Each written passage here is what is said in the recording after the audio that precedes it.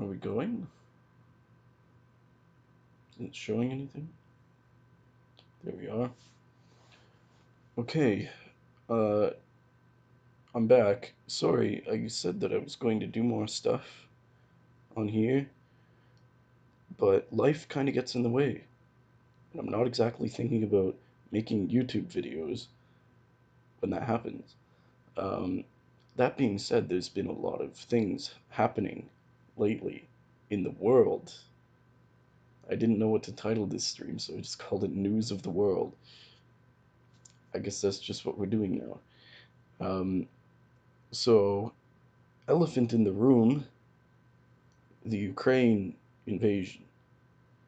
Um, Now, I came under quite a lot of fire online for this on Facebook um, and other platforms, just people messaging me personally, uh, because I'm not towing this line, this mainstream line of just Russia bad and pretty much leave it at that. I think that's a lot of people who are, into uh, foreign policy in general. I think that a lot of us are dealing with that lately. Uh, I should say, just a preliminary note, I probably look a little disheveled right now. I've had mono over the past few weeks, so that's been fun. Um, but I'm getting over it. I'm definitely on the upswing. Uh, Definitely getting better. Um, the sound for this isn't going to be very good, by the way. I'm using my laptop mic. Didn't really feel like setting up the good mic or anything, so we're just gonna have to deal with it. The three of you that watch these are gonna have to deal with that. Um, so, anyways, back to Ukraine. So, of course, my position on the issue, as if it matters, as if it's going to change anything, is this is a conflict that was completely provoked by NATO. It's completely provoked by the United States and its attempt to encircle Russia diplomatically. Uh, Russia has been an insecure country ever since the collapse of the Soviet Union.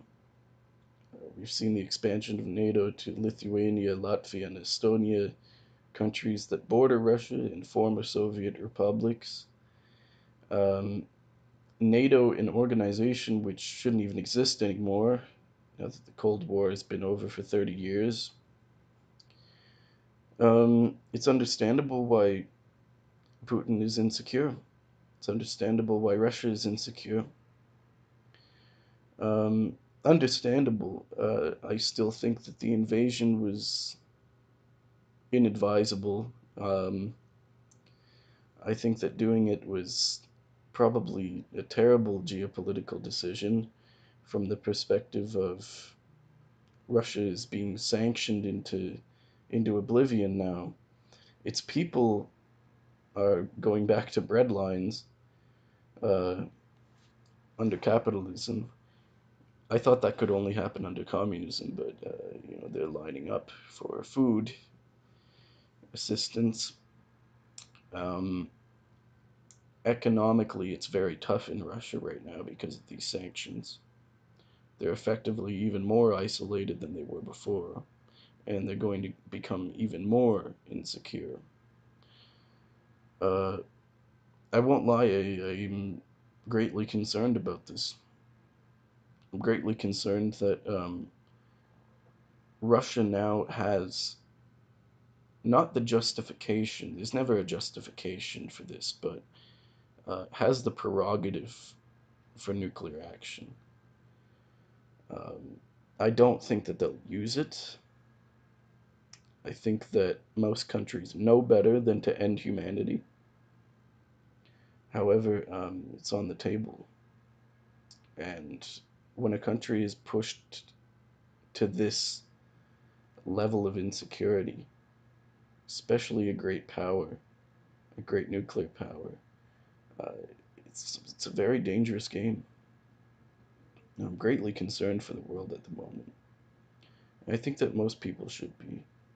I think most people, rather than advocating to donate to Ukraine as if they don't get millions of dollars of US aid and weapons already, um, I think that they should be more concerned about this, that Russia's only going to become more insecure.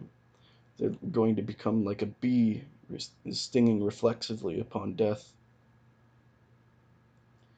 That's my concern.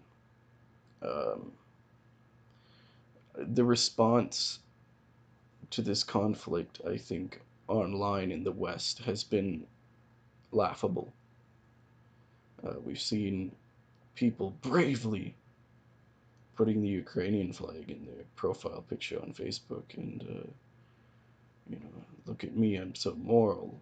Look at me, I'm such a good guy caring about this country that I probably can't even point out on a map. Um, but that's with every conflict.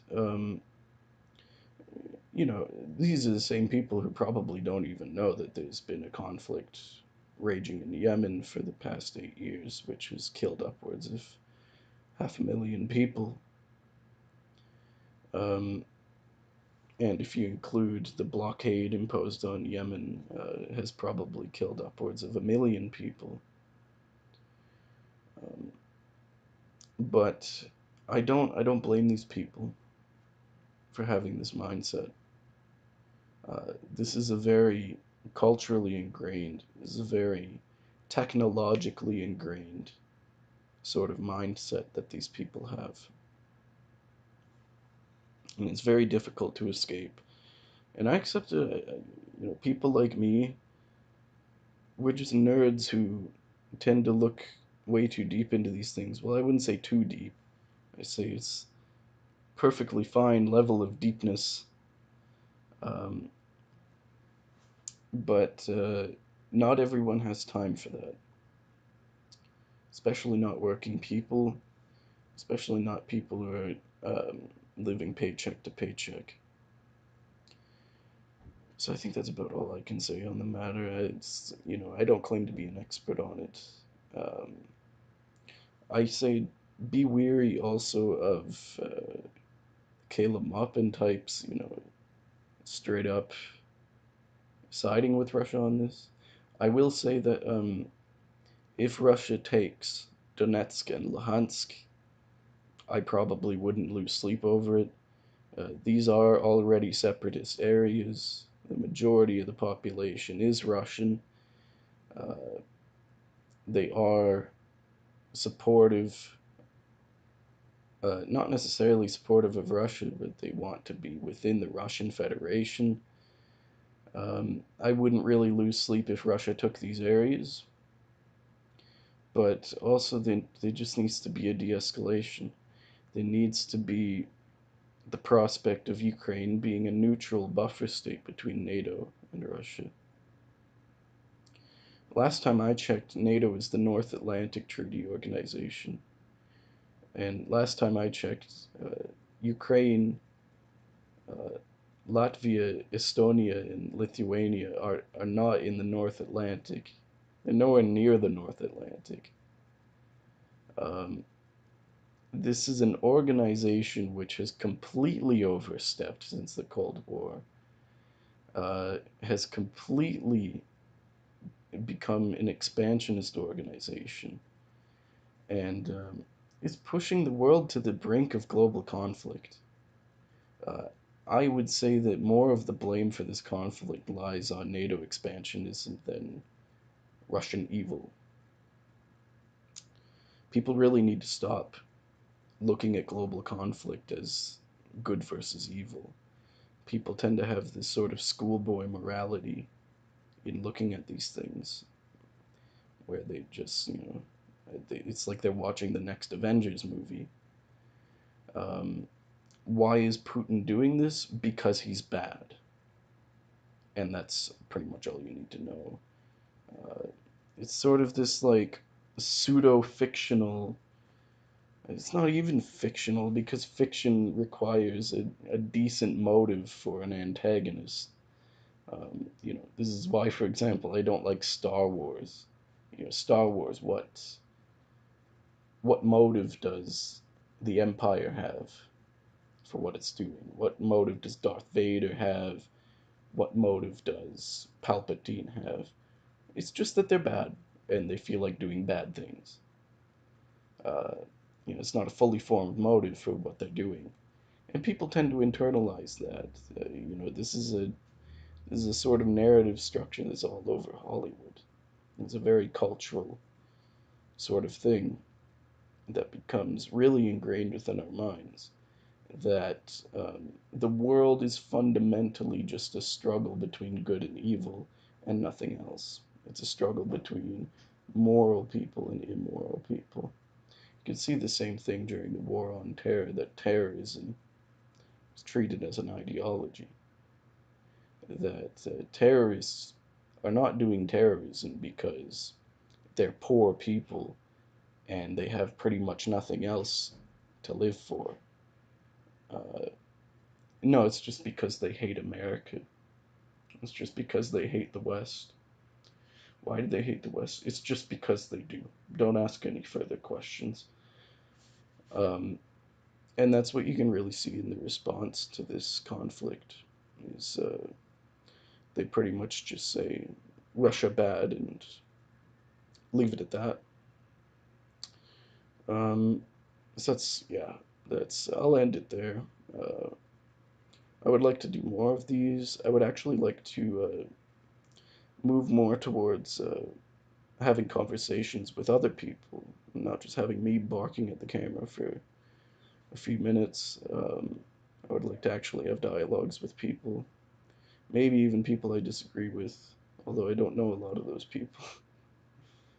Um, they tend to go away. Uh, but yeah, there were okay. One more thing. I would like to respond to some comments because I've gotten comments on the What If Altist video. Believe it or not, I made that months ago and it's still supplying me with comments. Let me just find it real quick. Uh, there we are. And it's like, yep, there you go. Oh, there it started playing. Where is the comments?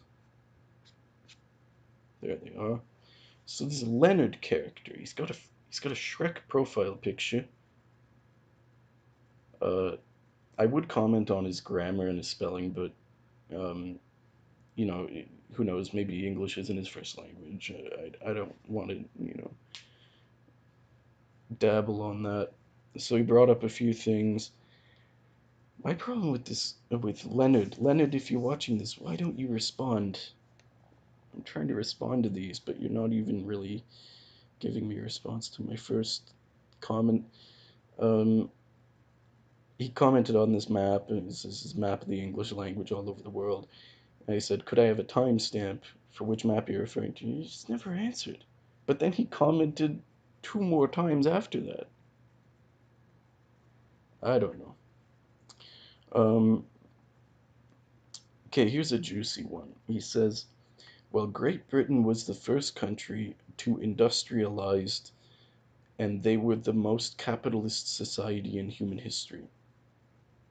Don't really know what he's trying to say there. That's the entire comment. Don't really know what that's getting at. But here's a more substantial one. He says, "Well, you could say that liberalism was from through thousand years."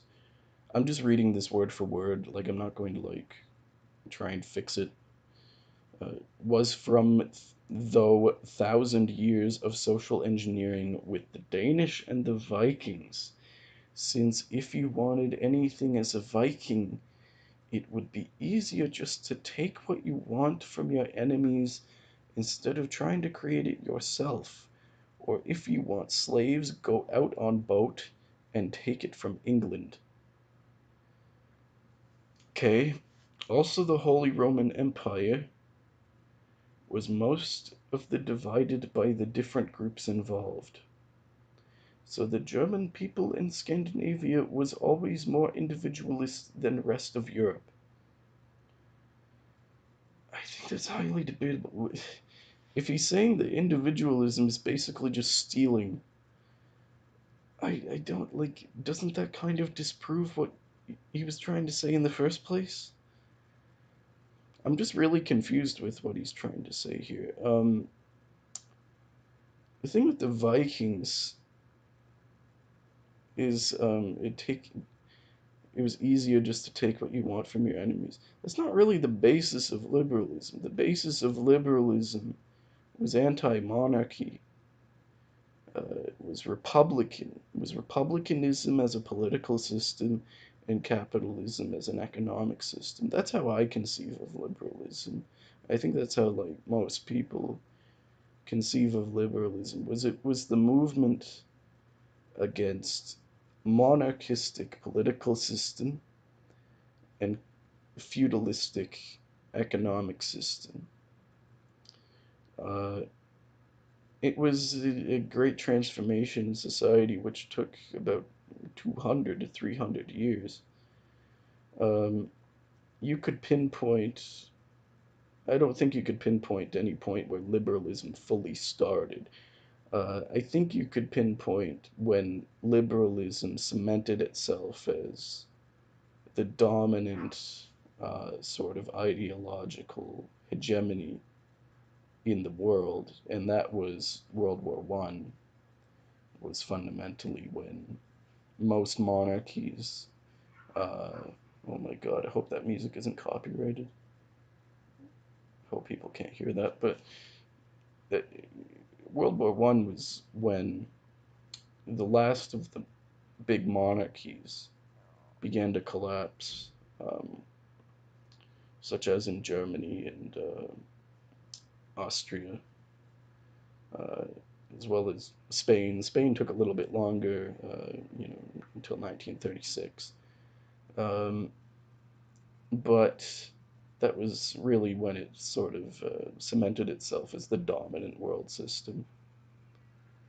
Uh, and I'd argue that for communism, that's yet to come. Uh, Liberalism had to, it would not become the world system until, you know, centuries after it was first uh, it first came about in certain countries such as France and the United States. Um, and it's the same thing. The same thing goes for socialism and communism. Uh, Socialism and communism. The experience of the 21st century, of course, did not pan out. It did not stick. However, I'd contest that this is the same thing with liberalism. Napoleon's expansion across Europe very nearly cemented liberalism in Europe as the dominant system. And it would challenge, it had a legacy of challenging feudalism and monarchism for years after Napoleon was exiled. Um, and the same thing goes with communism. Communism is still relevant. Communism is still present in many countries.